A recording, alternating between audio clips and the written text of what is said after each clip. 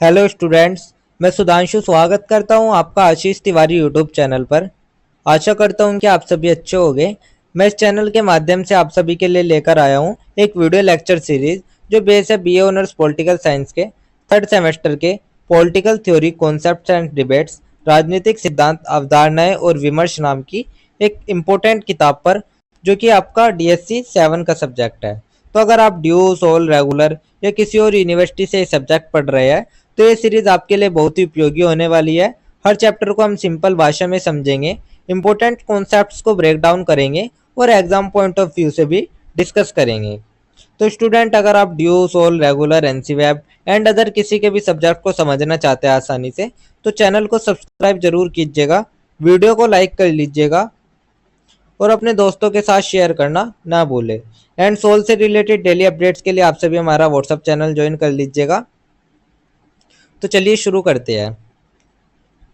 मैं आपका स्वागत करता हूं बीए ऑनर्स पॉलिटिकल साइंस के थर्ड सेमेस्टर की political theory concepts and debate subject की यूनिट नंबर 5 के चैप्टर नंबर 7 के इस वीडियो लेक्चर में। इससे पहले की वीडियो में हमने यूनिट नंबर 4 के इंपॉर्टेंट टॉपिक्स डिस्कस किए थे और आज की वीडियो में हम यूनिट नंबर 5 का चैप्टर नंबर 7 डिस्कस करेंगे, जिसमें हम लोकतंत्र, विचार एवं व्यवहार इसके बारे में बात करेंगे। तो क्या जो लोकतंत्र है वो सिर्फ वोट डालना है या हमारे जीवन जीने का एक तरीका भी है?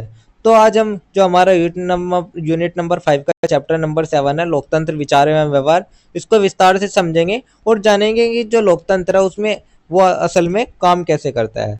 तो जो इस चैप्टर की शुरुआत है वो हम आपके एक छोटी सी भूमिका से कर लेते हैं।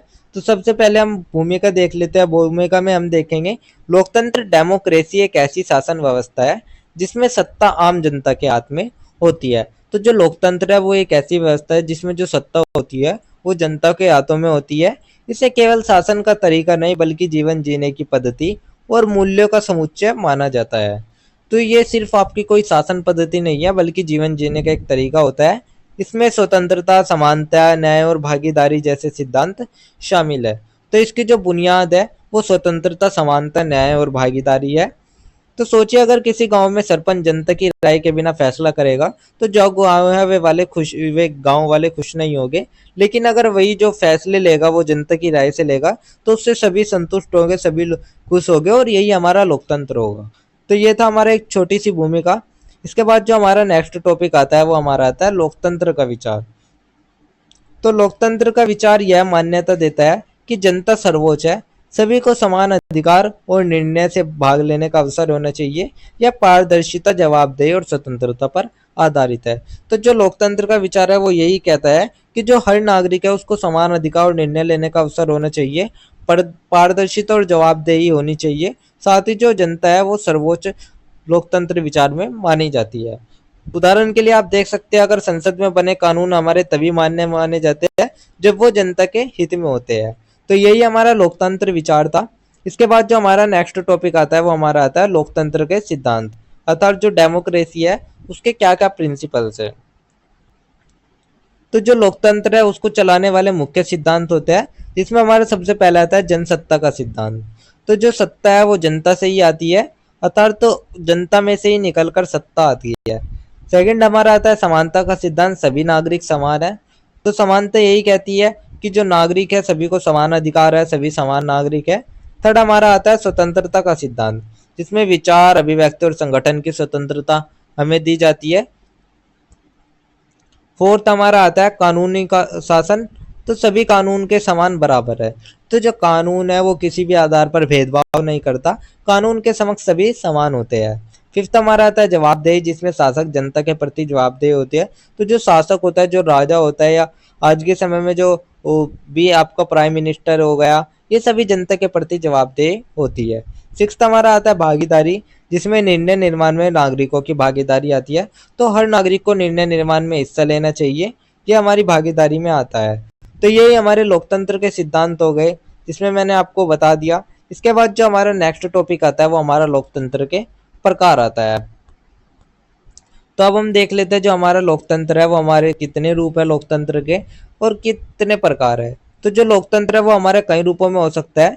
जैसे सबसे पहला जो हमारा आता है वो हमारा प्रत्यक्ष लोकतंत्र आता है, जिसमें जो जनता है वो सीधे निर्णय लेते हैं, जैसे कि स्विट्जरलैंड में जनमत संग्रह होता है।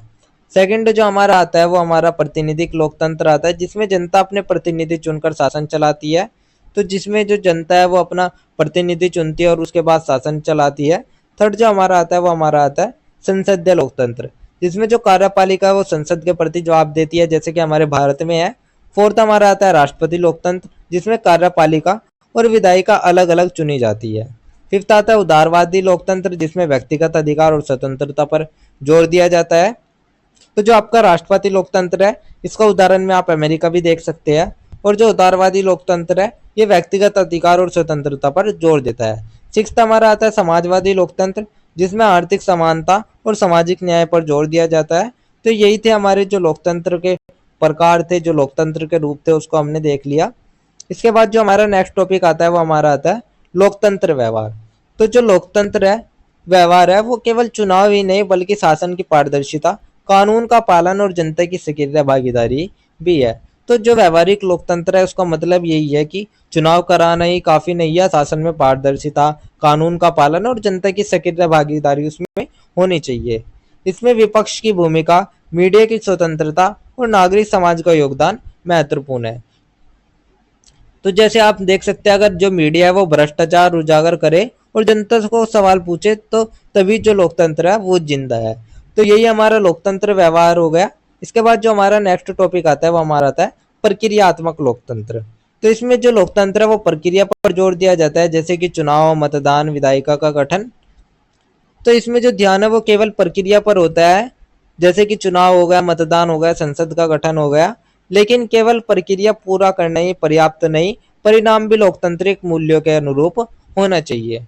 लेकिन सोचिए, अगर हम जो चुनाव है वो हो जाएगा और जो जीतने वाले नेता है वे जनता के हित में काम नहीं करेंगे, तो जो ये लोकतंत्र है ये सफल माना जाएगा? नहीं, ये लोकतंत्र सफल नहीं माना जाएगा। इसलिए जो प्रक्रिया है उसके साथ साथ परिणाम भी लोकतांत्रिक मूल्य के अनुरूप होना चाहिए। तो ये था हमारा प्रक्रियात्मक लोकतंत्र। इसके बाद जो हमारा नेक्स्ट टॉपिक आता है वो हमारा आता है प्रचलित लोकतंत्र। तो अब हम समझ लेते हैं प्रचलित लोकतंत्र क्या होता है। तो वर्तमान में अधिकांश देश प्रतिनिधि लोकतंत्र अपनाते हैं। तो जो आज के समय में अधिकांश जो देश है वे सभी प्रतिनिधिक लोकतंत्र अपनाया है आज के समय के देश ने। इसमें नियमित चुनाव, बहुदलीय प्रणाली और स्वतंत्र न्यायपालिका होती है। लेकिन व्यवहार में कई बार भ्रष्टाचार, वोट बैंक राजनीति और असमानता जैसी चुनौतियां आती है। तो जो चुनौतियां वे भी हमारे सामने आती रहती है, यानी कि भ्रष्टाचार, वोट बैंक राजनीति, जातिवाद और चुनावी हिंसा। तो ये सभी लोकतंत्र है तो सही, लेकिन परफेक्ट नहीं है। तो इसको हम प्रचलित लोकतंत्र कहते हैं। इसके बाद जो हमारा नेक्स्ट टॉपिक आता है वो हमारा आता है लोकतंत्र के प्रतिमान। तो इसमें हम देख लेते हैं जो हमारे सबसे चार प्रकार के प्रतिमान होते हैं: उदारवादी, भागीदारी, सामाजिक और विवेचनात्मक। तो सबसे पहले हम उदारवादी मॉडल देख लेते हैं। तो जो उदारवादी मॉडल है वो कहता है कि व्यक्तिगत स्वतंत्रता और कानून का शासन।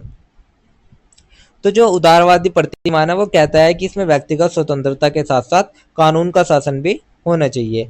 भागीदारी प्रतिमान कहता है कि जनता की सक्रिय भागीदारी। तो भागीदारी मॉडल में जो जनता की भागीदारी होती है वो अधिक से अधिक होती है। सामाजिक प्रतिमान में समानता और सामाजिक न्याय होता है। तो समानता और न्याय पर जोर दिया जाता है सामाजिक प्रतिमान में। संवाद और तर्क पर आधारित निर्णय होता है विवेचनात्मक प्रतिमान में। जो संवाद और तर्क के आधार पर निर्णय होते हैं वे विवेचनात्मक प्रतिमान में होते हैं। तो यही हमारे लोकतंत्र के प्रतिमान थे या लोकतंत्र के मॉडल थे, जिनको हमने आपको बता दिया है। इसके बाद जो हमारा नेक्स्ट टॉपिक आता है वो हमारा आता है भारतीय लोकतंत्र विचार एवं व्यवहार। तो जो भारत का लोकतंत्र है वो संविधान पर आधारित है, जिसकी कुछ विशेषताएं है। तो ये हमारा सबसे पहला इसमें की जो विशेषता है वो हमारा आता है सार्वभौमिक वयस्क मताधिकार। अर्थात हर जो 18+ आयु का है वो सभी नागरिक को वोट देने का अधिकार है। सेकंड आता है संसदीय प्रणाली, फिर बहुदलीय प्रणाली, मौलिक अधिकार और कर्तव्य जो हमारे फंडामेंटल राइट्स और फंडामेंटल ड्यूटीज हो गई, स्वतंत्र न्यायपालिका हो गई। तो ये सभी हमारे जो विशेषताएं है, ये सभी हमारे भारतीय लोकतंत्र की विशेषताएं है। व्यवहार में देख लेते हैं तो भारत में चुनाव लोक स्वतंत्र और नियमित होते हैं, लेकिन जातिवाद, धनबल और चुनावी हिंसा जैसी चुनौतियां भी है। पंचायती राज और स्थानीय स्वशासन ने लोकतंत्र को जमीनी स्तर तक पहुंचा है। तो जो भारत में चुनाव है वे स्वतंत्र और नियमित तो होते हैं, लेकिन जो अहिंसा जैसी जो चुनौतियां हो गई, जैसे कि चुनावी हिंसा हो गई, जातिवाद हो गई, ये सभी चुनौतियां भी सामने आती है। फिर भी जो पंचायती राज और स्थानीय स्वशासन है उसने लोकतंत्र को जमीनी स्तर तक पहुंचाया। तो यही था हमारा भारत में लोकतंत्र और उसका विचार एवं व्यवहार। इसके बाद जो हमारा नेक्स्ट टॉपिक आता है वो हमारा एक छोटा सा निष्कर्ष आता है। तो निष्कर्ष में हम सबसे पहले देखेंगे लोकतंत्र केवल राजनीतिक व्यवस्था नहीं बल्कि एक जीवन दृष्टि है। तो स्टूडेंट, जो लोकतंत्र है वो सिर्फ एक राजनीतिक व्यवस्था नहीं है बल्कि एक जीवन दृष्टि भी है। तो इसके सफल होने के लिए राजनीतिक, सामाजिक और आर्थिक समानता जरूरी है। भारतीय लोकतंत्र की सफलता नागरिकों की सक्रिय जिम्मेदारी और भागीदारी पर निर्भर है। तो इसकी जो सफलता है वो राजनीतिक, सामाजिक और आर्थिक समानता पर निर्भर करती है। और भारतीय लोकतंत्र की ताकत है नागरिकों की सक्रिय और जिम्मेदार भागीदारी। तो स्टूडेंट याद रखिए, जो लोकतंत्र है वो उतना ही मजबूत है जितना मजबूत जनता की आवाज है। तो ये था हमारा एक छोटा सा निष्कर्ष, जिसके साथ जो हमारा चैप्टर नंबर 7 है यूनिट नंबर 5 का वो हमारा कंप्लीट होता है। इसके बाद जो हमारा नेक्स्ट चैप्टर आता है वो हमारा आता है यूनिट नंबर 5 का ही चैप्टर नंबर 8। तो जो यूनिट नंबर 5 का चैप्टर नंबर 8 है इसमें हम पढ़ेंगे उदार लोकतंत्र एवं इसके आलोचक के बारे में। तो क्या लोकतंत्र सिर्फ वोट डालने का नाम है या फिर हमारे अधिकार और स्वतंत्रता की गारंटी भी है? तो आज हम बात करेंगे उदार लोकतंत्र, लिबरल डेमोक्रेसी और इसके जो आलोचक है उसकी, यानी जो लोकतंत्र की ताकतें और कमजोरियां उसके बारे में हम बात करेंगे इस चैप्टर में। तो इस चैप्टर की शुरुआत भी हम हमारे छोटी सी भूमिका से कर लेते हैं। तो सबसे पहले हम भूमिका देखेंगे। भूमिका में हम देखेंगे उदार लोकतंत्र वह शासन व्यवस्था है जिसमें व्यक्तिगत स्वतंत्रता, कानून का शासन और बहुदलीय चुनाव व्यवस्था पर जोर होता है। तो जो उदार लोकतंत्र है उसमें व्यक्तिगत स्वतंत्रता सुरक्षित रहती है, कानून का शासन लागू होता है और बहुदलीय चुनाव प्रणाली भी होती है। इसमें नागरिक अधिकार, राजनीतिक स्वतंत्रता और प्रतिनिधि सरकार की गारंटी होती है। इसका उद्देश्य है जनता की सहमति से शासन चलाना, अल्पसंख्यकों के अधिकारों की रक्षा करना। तो जो हमारा उदार लोकतंत्र है इसमें नागरिक अधिकार, राजनीतिक स्वतंत्र और प्रतिनिधि सरकार की गारंटी दी जाती है, यानी कि जो जनता की सहमति है उससे शासन चलता है और जो अल्पसंख्यक के अधिकार है वे सुरक्षित रहते हैं। तो यही था हमारी एक छोटी सी भूमिका। इसके बाद जो हमारा नेक्स्ट टॉपिक आता है वो हमारा आता है उदार लोकतंत्र के प्रकार। तो अब हम समझ लेते हैं जो हमारा उदार लोकतंत्र है उसके कितने रूप है, उसके कितने प्रकार है। तो जो हमारा उदार लोकतंत्र होता है वो हमारा मुख्यतः दो प्रकार का होता है। एक आपका सुरक्षात्मक लोकतंत्र, दूसरा आपका विकासात्मक लोकतंत्र। तो सबसे पहले हम देख लेते हैं हमारा सुरक्षात्मक लोकतंत्र, जिसे हम रक्षात्मक लोकतंत्र भी कहते हैं, प्रोटेक्टिव डेमोक्रेसी। तो व्यक्तिगत स्वतंत्रता और संपत्ति की रक्षा पर केंद्रित होता है। तो जो रक्षात्मक लोकतंत्र होता है इसका उद्देश्य ये होता है कि नागरिकों की स्वतंत्रता और संपत्ति की रक्षा हो। तो यही हमारा सुरक्षात्मक लोकतंत्र होता है। इसके विचारक के रूप में हम देख सकते हैं जैसे कि हमारे जॉन लॉक जी हो गए या जेरेमी बेंथम जी हो गए, ये सभी सुरक्षात्मक लोकतंत्र के हमारे विचारक होते हैं। सेकंड हमारा जो आता है वो हमारा आता है विकासात्मक लोकतंत्र। इसमें नागरिकों की नैतिक और बौद्धिक क्षमता विकसित करने पर जोर दिया जाता है। तो जो विकासात्मक लोकतंत्र है वो नागरिकों की नैतिक और बौद्धिक क्षमता को मजबूत करता है। और इसके विचारक के रूप में आप देख सकते हैं जैसे कि जॉन स्टुअर्ट मिल जी हो गए, ये सभी विकासात्मक लोकतंत्र के विचारक है। तो ये हमने आपके लोकतंत्र के, उदार लोकतंत्र के प्रकार देख लिए, यानी जो सुरक्षात्मक मॉडल है वो सुरक्षा देता है और जो विकासात्मक मॉडल है वो विकास देता है। तो यही हमारे दो प्रकार के मॉडल थे उदार लोकतंत्र के। इसके बाद जो हमारा नेक्स्ट टॉपिक आता है सुरक्षात्मक लोकतंत्र। तो अब समझ लेते हैं हम जो सुरक्षात्मक लोकतंत्र है वो आखिर होता क्या है। तो ये हमारे जॉन रॉल्स जी है, जॉन लॉक जी, जिन्होंने इससे जो विचार है वो इन्हीं के विचारों से जुड़ा हुआ है। तो इसका मूल विचार है कि सरकार का मुख्य काम नागरिकों की स्वतंत्रता और संपत्ति की रक्षा करना है। तो जो मॉडल है रक्षात्मक लोकतंत्र, इसका विचार यही है कि सरकार की मुख्य भूमिका है नागरिकों की स्वतंत्रता और संपत्ति की रक्षा करना। नागरिक सरकार को सीमित शक्तियां देते हैं, जैसे कि पुलिस और न्यायपालिका का काम है लोगों की रक्षा करना, न कि उन पर अत्यधिक नियंत्रण। तो जो ये विचार है जॉन लॉक और जेरेमी बेंथम जैसे विचारकों से जुड़ा हुआ है। तो यही था हमारा सुरक्षात्मक लोकतंत्र। इसके बाद जो हमारा नेक्स्ट टॉपिक आता है वो हमारा आता है विकासात्मक लोकतंत्र का। तो अब हम समझ लेते हैं विकासात्मक लोकतंत्र क्या है। तो ये हमारे जॉन स्टुअर्ट मिल जी है, जिन्होंने विकासात्मक लोकतंत्र को आगे बढ़ाया, जिसमें इन्होंने कहा नागरिक केवल सुरक्षा के लिए नहीं है बल्कि अपनी क्षमता, ज्ञान और नैतिक मूल्य के विकास के लिए भी लोकतंत्र में भाग लेते हैं। तो जो विकासात्मक लोकतंत्र है, इसका विचार कहता है कि लोकतंत्र सिर्फ सुरक्षा नहीं देता है बल्कि नागरिक को बेहतर इंसान भी बनाता है, जिसमें नागरिक भागीदारी, शिक्षा और नैतिक मूल्य का विकास यहाँ भी महत्वपूर्ण हो जाते हैं।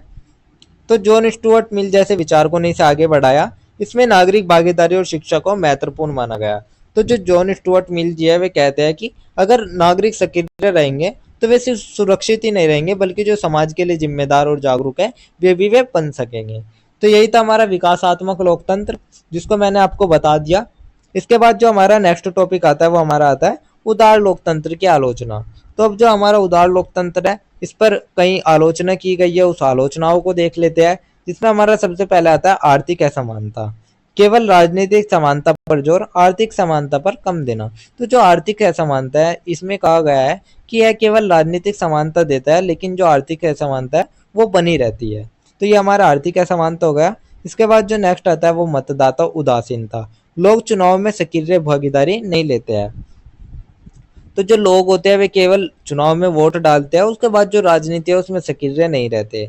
बहुसंख्यावाद का खतरा। बहुमत का शासन अल्पसंख्यकों के अधिकारों को दबा सकता है। तो जो मेजोरिटी का शासन है वो कभी कभी अल्पसंख्यकों के अधिकारों को दबा सकता है। नेक्स्ट जो हमारा आता है वो पूंजीवादी प्रभाव आता है, जिसमें राजनीति में धनबल और कॉर्पोरेट का दखल होता है। तो जो राजनीति है उसमें धनबल और कॉर्पोरेट का दबदबा बढ़ जाता है। तो चुनाव में जब पैसे और ताकत से वोट खरीदे जाए तो असली लोकतंत्र उस समय कमजोर हो जाता है। तो यही थे हमारे लोकदार लोकतंत्र की कुछ आलोचनाएं। इसके बाद जो हमारा नेक्स्ट टॉपिक आता है वो हमारा आता है लोकतंत्र का मार्क्सवादी दृष्टिकोण। तो अब हम देख लेते हैं जो हमारा लोकतंत्र है उसका मार्क्सवादी दृष्टिकोण क्या कहता है। उदार लोकतंत्र पूंजीवादी वर्ग का उपकरण है। तो उदार लोकतंत्र को पूंजीवादी वर्ग के हथियार के रूप में भी देखा जाता है। यह दिखने में स्वतंत्र देता है, लेकिन असल में उत्पादन के साधनों पर पूंजीपतियों का नियंत्रण है। तो यह आपको बाहर से तो ऐसा लगेगा जैसे स्वतंत्रता दे रहा है, लेकिन इसकी जो असल सच्चाई है वो यही है कि उत्पादन के साधनों पर पूंजीपतियों का नियंत्रण। असली लोकतंत्र तभी संभव है जब वर्गहीन समाज बने। तो जो असली लोकतंत्र है वो हमारा तभी संभव हो पाता है जब वर्गहीन समाज बन सके।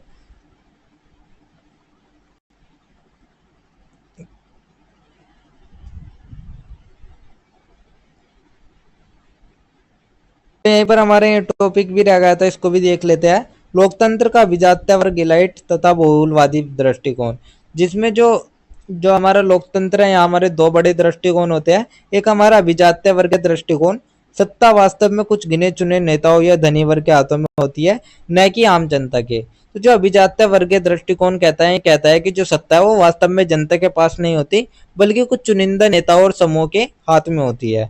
सेकंड आता है हमारा बहुलवादी दृष्टिकोण, जिसमें सत्ता विभिन्न समूह और हितों में बटी होती है, जिससे संतुलन बना रहता है। तो जो बहुलवादी दृष्टिकोण है वो कहता है कि सत्ता अलग अलग समूह और हितों में बटी होती है, जिससे कि जो संतुलन है वो बना रहे। तो यानी जो एक दृष्टिकोण है अभिजात्य वर्ग दृष्टिकोण, वो कहता है कि सत्ता कुछ लोगों के पास सिमटी है, और जो दूसरा बहुलवादी दृष्टिकोण है वो कहता है कि सत्ता बटी हुई है, इसलिए जो लोकतंत्र है वो संतुलित है।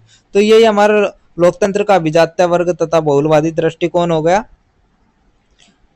सेकंड जो था हमारा मार्क्सवादी दृष्टिकोण था, जो कि मैंने अभी आपको बताया कि जो मार्क्सवादी विचारक थे वे कहते थे कि उदार लोकतंत्र असल में पूंजीवादी वर्ग का उपकरण है, और ये दिखने में सिर्फ स्वतंत्रता देता है, लेकिन उत्पादन के साधन पूंजीपतियों के पास ही होते हैं। और जो असली लोकतंत्र है वो तभी संभव होता है जब वर्गहीन समाज बने, यानी कि जो लोकतंत्र है वो पूंजीवाद के ढांचे में सीमित होकर ही काम करता है। इसके बाद जो हमारा नेक्स्ट टॉपिक आता है वो हमारा आता है उदार लोकतंत्र पर नारीवादी परिप्रेक्ष्य। तो अब हम देख लेते हैं जो उदार लोकतंत्र है उस पर नारीवादी परिप्रेक्ष्य क्या है। तो उदार लोकतंत्र ने महिलाओं को औपचारिक रूप से समान अधिकार दिए, लेकिन व्यवहार में लैंगिक समानताएं असमानताएं बनी रही। तो जो नारीवादी आलोचना है वो कहती है कि जो उदार लोकतंत्र है उसने महिलाओं को औपचारिक रूप से अधिकार तो दिए, लेकिन व्यवहार में जो लैंगिक असमानता है वे बनी रही। राजनीति में महिलाओं की जो भागीदारी है वो आज भी बहुत कम है। नारीवादियों का तर्क है कि लोकतंत्र को लैंगिक संवेदनशील बनाना जरूरी है। तो इसलिए जो नारीवाद है वे कहते हैं कि लोकतंत्र को और ज्यादा लैंगिक संवेदनशील और समावेशी बनाना होगा। तो यही था हमारा उदार लोकतंत्र का नारीवादी दृष्टिकोण। इसके बाद जो हमारा नेक्स्ट टॉपिक आता है वो हमारा एक छोटा सा निष्कर्ष आता है। तो इसमें हमारा एक छोटा सा निष्कर्ष में हम देखेंगे उदार लोकतंत्र व्यक्तिगत स्वतंत्रता, कानून का शासन और प्रतिनिधि सरकार को महत्व देता है। तो स्टूडेंट जो उदार लोकतंत्र है वो व्यक्तिगत स्वतंत्रता, कानून का शासन और प्रतिनिधि सरकार की गारंटी देता है। इसमें कई खूबियां है लेकिन आर्थिक, सामाजिक और लैंगिक असमानताओं को दूर करने की जरूरत है। लेकिन इसमें हमारी कुछ चुनौतियां भी आ जाती है, जैसे कि आर्थिक, सामाजिक और लैंगिक समानता। लोकतंत्र को अधिक समावेशी और सक्रिय भागीदारी वाला बनाना आवश्यक है। इसलिए जरूरी है कि जो हमारा लोकतंत्र है वो और ज्यादा समावेशी बन सके, बराबरी वाला और जनता की सक्रिय भागीदारी वाला बन सके। क्योंकि जो लोकतंत्र है वो तभी मजबूत है जब जनता सिर्फ वोटर नहीं बल्कि एक सक्रिय भागीदारी भी निभा सके। तो यही था हमारा एक छोटा सा निष्कर्ष, जिसके साथ हमारा जो चैप्टर नंबर 8 कंप्लीट होता है, जिसके साथ जो कि हमारा यूनिट नंबर 5 का चैप्टर नंबर 8 था। इसके बाद जो हमारा नेक्स्ट चैप्टर आता है वो हमारा आता है यूनिट नंबर 5 का ही चैप्टर नंबर 9। तो अब हम देखेंगे जो हमारा यूनिट नंबर 5 का चैप्टर नंबर 9 है, जिसमें हम बहुसंस्कृतिवाद और सहिष्णुता के बारे में पढ़ेंगे। तो जो भारत में दीपावली, ईद, क्रिसमस और गुरु पर्व है, ये सब साथ मिलकर मनाए जाते हैं। क्या आपने कभी सोचा है कि जो ये विविधता है हमें जोड़ती कैसे है? तो आज हम समझेंगे बहुसंस्कृतिवाद और सहिष्णुता, यानी जो विविधता में एकता का असली राज है, उसको हम इस चैप्टर में समझेंगे। तो इस चैप्टर की शुरुआत भी हम हमारे एक छोटी सी भूमिका से कर लेते हैं। तो सबसे पहले इसमें हम देखेंगे बहुसंस्कृतिवाद का मतलब है एक समाज में विभिन्न संस्कृतियों, भाषाओं, धर्मों और परंपराओं का सहअस्तित्व। तो जो बहुसंस्कृतिवाद है उसका मतलब यही होगा है कि एक समाज में कई संस्कृतियां, भाषाओं, धर्म और परंपरा। तो आधुनिक समाज में प्रवास, वैश्वीकरण और ऐतिहासिक विविधता के कारण बहुसंस्कृतिवाद महत्वपूर्ण हो गया। तो आज के समय में जो प्रवास है, माइग्रेशन है, वैश्वीकरण और ऐतिहासिक विविधता है, इसने इसे और भी महत्वपूर्ण बना दिया है। यह विचार सभी संस्कृतियों के समान और समान अवसर की बात करता है। तो जो विचार है ये बहुसंस्कृतिवाद का विचार कहता है कि हर संस्कृति का सम्मान होना चाहिए और सबको समान अवसर मिलने चाहिए। तो यही थी हमारी एक छोटी सी भूमिका। इसके बाद जो हमारा नेक्स्ट टॉपिक आता है वो हमारा आता है बहुसंस्कृतिवाद, अर्थ एवं परिभाषा है। तो इसमें हम देखेंगे जो बहुसंस्कृतिवाद का अर्थ है वो क्या है, या व्हाट इज मल्टीकल्चरलिज्म क्या है, और उसकी परिभाषा को देखेंगे। तो सबसे पहले हम एक छोटा सा अर्थ देख लेते हैं। तो समाज में विभिन्न संस्कृति समूहों का मिलकर रहना, एक दूसरे की पहचान का सम्मान करना। तो जो भी बहुसंस्कृतिवाद है वो यही कहता है कि समाज में विभिन्न संस्कृति जो समूह है वे मिलजुल कर रहे और जो एक दूसरे की पहचान है उसका सम्मान भी करे। लेकिन जो बहुसंस्कृतिवाद है हमारा 3 दृष्टिकोण से समझा जाता है, यानी कि इसकी जो परिभाषा है वे हमारी 3 दृष्टिकोण से हम देख लेते हैं। जिसमें हमारा सबसे पहला आता है राजनीतिक दृष्टि से, जिसमें नीतियां जो सांस्कृतिक विविधता को मान्यता देती है। तो जो राजनीतिक दृष्टिकोण है वो कहता है कि ऐसी नीतियां जो सांस्कृतिक विविधता को मान्यता देती है उसको ही हम बहुसंस्कृतिवाद कहते हैं। सेकंड जो हमारा दृष्टिकोण आता है वो हमारा सामाजिक दृष्टि से आता है। अलग अलग संस्कृति पृष्ठभूमि वाले लोगों का समान रूप से भाग लेना। तो अलग अलग संस्कृति पृष्ठभूमि वाले लोग समाज में समान रूप से भाग ले, यही हमारा सामाजिक दृष्टिकोण कहता है बहुसंस्कृतिवाद को। नैतिक दृष्टि से देखेंगे सभी संस्कृतियों को समान मूल्य देना। नैतिक दृष्टिकोण कहता है कि सभी संस्कृतियों को समान मूल्य दिया जाए, इसको ही हम बहुसंस्कृतिवाद कहते हैं। तो ये थे हमारे 3 प्रकार के दृष्टिकोण जिनसे हमने बहुसंस्कृतिवाद की परिभाषाओं को समझा।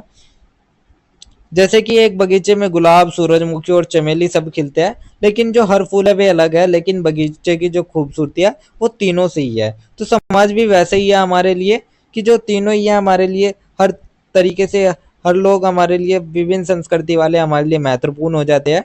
इसके बाद जो हमारा नेक्स्ट टॉपिक आता है वो हमारा आता है बहुसंस्कृतिवाद व्यवहारिक स्वरूप। तो अलग अलग भाषाओं और संस्कृतियों की शिक्षा को बढ़ावा देना। तो जो बहुसंस्कृतिवाद है वो सिर्फ एक विचार ही नहीं है बल्कि व्यवहार में भी हमें दिखाता है कि अलग अलग भाषा और संस्कृतियों को शिक्षा को बढ़ावा दिया जाए, धार्मिक स्वतंत्रता और त्योहारों की मान्यता मिले, अल्पसंख्यकों के अधिकारों की रक्षा की जाए, मीडिया और कला में विभिन्न संस्कृतियों का प्रतिनिधित्व हो। तो उदाहरण के लिए आप देख सकते हैं कि भारत में हिंदी फिल्मों में पंजाबी गाने, बंगाली कहानी और दक्षिण भारतीय नृत्य सब मिलकर ही एक नया रंग भरते हैं, और यही व्यवहारिक और बहुसंस्कृतिवाद है। तो इसको ही हमने बहुसंस्कृतिवाद व्यवहारिक स्वरूप हमने उसको देख लिया। इसके बाद जो हमारा नेक्स्ट टॉपिक आता है वो हमारा आता है बहुसंस्कृतिवाद के चरण। तो जो बहुसंस्कृतिवाद का विकास हुआ है वो मुख्यतः 4 चरणों में हुआ है, जिसमें हमारा सबसे पहला आता है मान्यता का चरण, सेकंड आता है सुरक्षा का चरण, थर्ड आता है समान भागीदारी का चरण और फोर्थ आता है सामाजिक एकीकरण का चरण। तो सबसे हम पहले हम मान्यता का चरण देखते हैं, जिसमें विविधता को स्वीकार करना होता है। सुरक्षा के चरण में अल्पसंख्यकों की पहचान और अधिकारों की रक्षा करनी होती है। समान भागीदारी के चरण में सभी सांस्कृतिक समूहों को समान अवसर देना आता है। और जो फोर्थ हमारा चरण आता है सामाजिक एकीकरण का चरण, इसमें हम विविधता के बावजूद राष्ट्रीय एकता बनाए रखते हैं, उसको हम सामाजिक विविधता का चरण कहते हैं। मान लीजिएगा जैसे किसी स्कूल में अलग अलग भाषाओं के बच्चे पढ़ते हैं, तो पहले सबकी भाषाओं को जो मान्यता है वो मिलेगी, फिर उन्हें सुरक्षा, फिर सबको बराबर अवसर, और आखिर में सब मिलकर एक स्कूल यूनिटी बन जाएंगे। तो यही हमारा बहुसंस्कृतिवाद का सफर है। तो ये तो हमने देख लिया, जो बहुसंस्कृतिवाद का चरण है उसको देख लिया। इसके बाद हम बहुसंस्कृतिवाद की कुछ आलोचना भी कर लेते हैं। तो अब हम बहुसंस्कृतिवाद की कुछ आलोचना में देखेंगे। राष्ट्रीय एकता पर खतरा, अत्यधिक सांस्कृतिक भिन्नता से विभाजन बढ़ सकता है। अगर ज्यादा सांस्कृतिक विविधता होगी उससे तो विभाजन भी हो सकता है। सेकंड आता है सांस्कृतिक टकराव, अलग अलग मूल्यों और रीति रिवाजों के कारण संघर्ष, अलग अलग मूल्यों और परंपरा से टकराव भी बढ़ सकता है। अल्पसंख्यकवाद, कभी कभी अल्पसंख्यक अधिकार बहुसंख्यकों के अधिकारों से टकरा सकते हैं। तो कभी कभी जो अल्पसंख्यक है उनके अधिकार बहुसंख्यकों से टकरा सकते हैं। और फिफ्थ हमारा जो आता है वो हमारा सतही एकता आता है, विविधता का दिखावटी सम्मान लेकिन वास्तविक समानता का अभाव। तो कई बार जो सिर्फ औपचारिक सम्मान ही होता है, लेकिन जो वास्तविक समानता है वो नहीं मिलती है। तो उदाहरण के लिए आप देख सकते हैं कि जो यूरोप के कई देश है उसमें प्रवासी समुदाय के साथ तनाव देखा जाता है, क्योंकि वहाँ सांस्कृतिक जो टकराव है वो गहरा आता है। तो यही था हमारे बहुसंस्कृतिवाद की आलोचना। इसके बाद जो हमारा नेक्स्ट टॉपिक आता है वो हमारा आता है पहचान, अंतर और सहिष्णुता। तो सबसे पहले हम देखेंगे आइडेंटिटी, पहचान, फिर हम अंतर देखेंगे डिफरेंस, और फिर हम सहिष्णुता देखेंगे। तो पहचान देख लेते हैं। जो बहुसंस्कृतिवाद है वो 3 शब्दों से ही जुड़ी हुई है, पहचान, अंतर और सहिष्णुता। तो सबसे पहले पहचान देखेंगे। व्यक्ति की संस्कृति, भाषा, धर्म और इतिहास से जुड़ी हुई है। तो जो व्यक्ति की स्वतंत्र संस्कृति है वो भाषा, धर्म और इतिहास से ही जुड़ी होती है। अंतर, समाज में विभिन्न पहचान और दृष्टिकोण का होना। तो समाज में जो विविध पहचान और दृष्टिकोण है उसका होना ही अंतर होता है। थर्ड जो आता है वो सहिष्णुता आती है, दूसरों की मान्यताओं, संस्कृति और जीवन शैली को स्वीकार करना, भले ही हम उनसे सहमत न हो। तो दूसरों की मान्यता और जीवन शैली को हमें स्वीकार करना होता है, भले ही हम उनसे सहमत न हो, उसको ही सहिष्णुता कहते हैं।